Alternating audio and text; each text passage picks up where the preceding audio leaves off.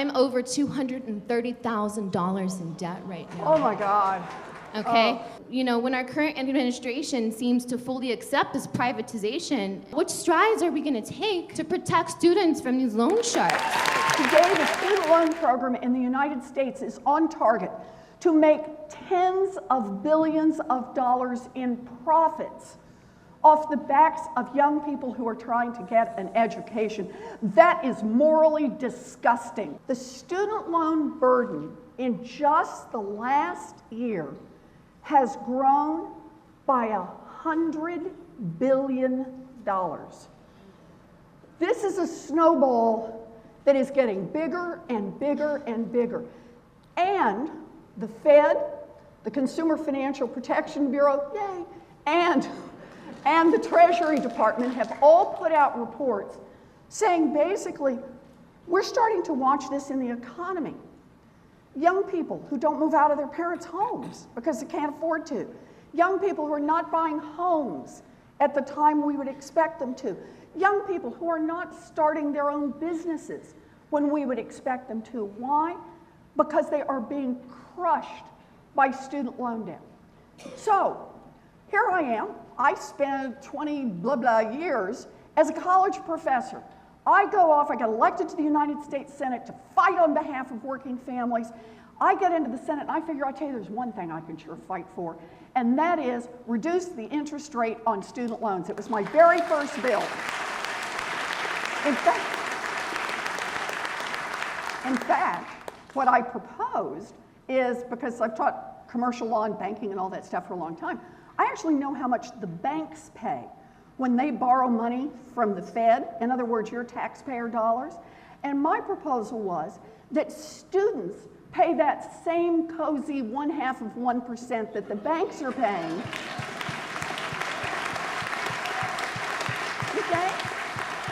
You know, because the point is, when you make that money available, you're making an investment. And we should be making that investment in our young people. So, here's the deal. I got pretty far with the student loan bill, far enough that we got all the Democrats on board. We even picked up a few Republicans. Back then we had a Democratic majority. We almost had enough to break the filibuster on it, but not quite. So here's how I see it going forward. We're just going to have to stay in this fight. We have no choice. Part of the fight is going to be over student loans, about getting the interest rate down on student loans and getting more aggressive on student loan forgiveness. We need people to get back in this economy. We need to say to people, young people, if you've worked hard for an education, we want that to happen. We support you. This is how we build a future. But the second part is we got to get down the cost of college. I love our state schools, but they need the support so they can drop tuition costs for our students. That's where we need to go. Nobody who's trying to get an education should be crushed by student loan debt. That is not who we are. So, we're not there today. We don't have the people, and you are exactly right. I could go on about this forever. I probably will. It's a real problem because right now in Washington, they're heading as fast as they can in the opposite direction. How do we help privatize more of the student loan program? How do we let, I know you're going to be shocked to hear this, giant companies make big profits off student loans again?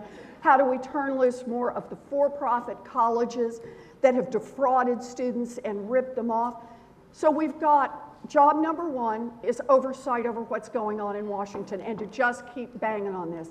But job number two is to change the student loan interest rate and to get more resources into colleges so that we can bring down the cost of college. It's like Kevin tells me, right? Not only is healthcare an investment in our future, education is an investment in our future, and we're going to have to be in this fight all the way. So thank you. It's a great question. Great question.